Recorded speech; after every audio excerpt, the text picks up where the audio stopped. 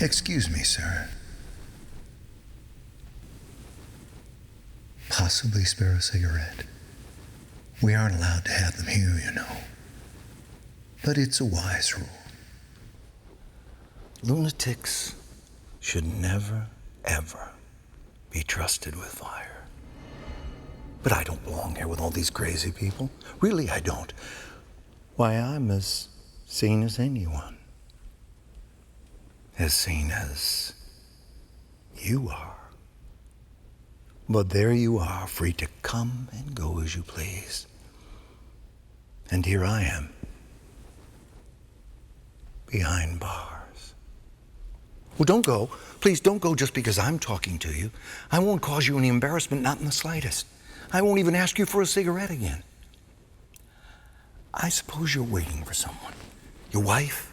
A friend, perhaps. One of the doctors that work here in the asylum. It doesn't make any difference if I see anyone at all coming. I'll stop talking to you. I'll step back. But until then, could you please stay? Oh, you don't know what it means to be able to talk to someone on the outside. Someone who will listen. Someone who might even believe. But that's too much to expect, of course, isn't it? But tell me, sir, do I sound like a madman? Why, my mind is as good as it ever was. Truly it is. I could solve a problem in trigonometry for you, or even recite one of Shakespeare's sonnets. But when I try to tell the truth, they don't listen. They just don't believe me. Sir, you're a gentleman, that's obvious. You have the tolerance and the willingness to hear a man out. Now, I recognize those qualities for a very good reason. You see, sir, I am a gentleman myself. Now, I know you wouldn't think so from looking at me, and you wouldn't think if you read my medical file.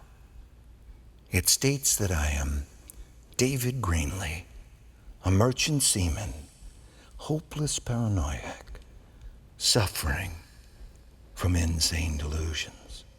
But, sir, I swear to you, I'm not David Greenlee, and I'm not insane.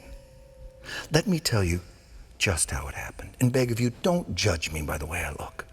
This nose and these hands, oh, they belong to David Greenlee, that's true. But, sir, I'm not David Greenlee. I'm not. I'm Edgar Greenlee, the vice president of the Overseas Shipping Company, with a house on Edgewater Drive and a wife and 2 wonderful children. But wait, I'm going too fast. I can see the disbelief in your eyes and the pity, just a hint of pity. But hear me out. It will only take a moment or two, and it will cost you nothing. Except a cigarette, perhaps, if you're so inclined. It happened almost a year ago. I was in my office, and in my own body, too. Oh, I know. That must sound insane, doesn't it? But listen, please, just listen. One of our ships, the Eastern Star, had docked just that morning. About noon, just about noon, they brought word to me that David Greenlee had left his berth on the ship and was drinking himself blind in some waterfront tavern. David Greenlee, my first cousin. Oh, he was a wretched ne'er-do-well. He was always drinking, fighting, always in trouble. I had gotten him that berth on the Eastern Star, and without my influence, he would have lost it 12 times. There was no gratitude on his part. Indeed, he hated me because I was respected, well-liked, and successful. All the things he wanted to be, and clearly was not. Malevolent as he was, I felt responsible for him as a family member. So I went down to that tavern and I found him drunk and disgusting. I took him into a small back room and ordered some black coffee. We were alone there. I remember. Sir, could I trouble you for that cigarette? You needn't give me a whole pack or anything. Just one cigarette. Let me put my hand through the bars. You don't know what it's like to see someone smoke when you can't do it. If you could just give me that cigarette, sir. Oh.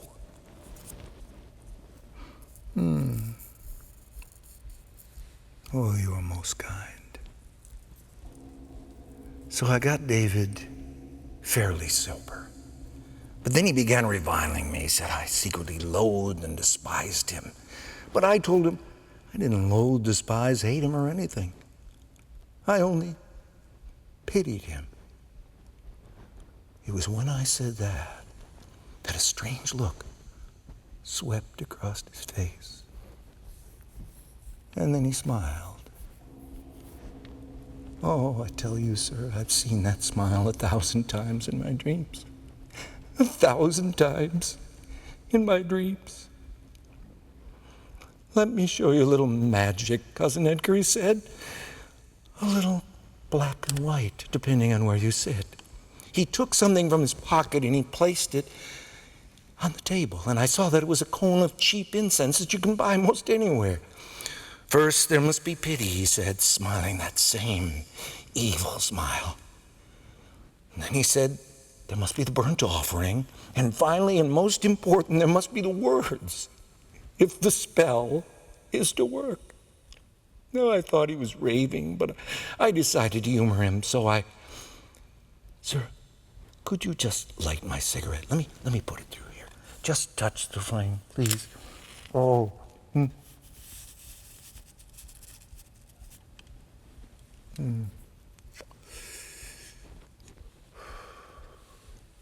Oh, thank you, sir.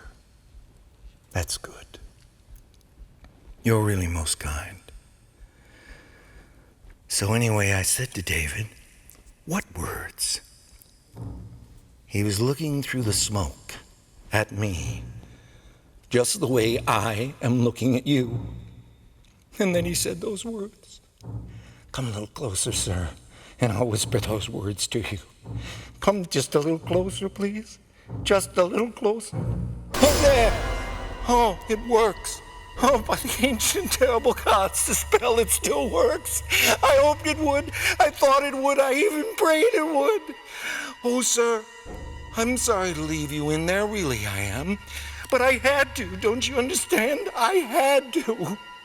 I had to change bodies with you, just the way David did with me. Oh, don't scream. Don't shake the bars, because the attendants will come and they'll drag you away. Because to them, you're just David Greenlee, a merchant seaman, hopeless paranoia, suffering from insane delusions. Goodbye, sir. And don't forget those words. You're going to need them someday.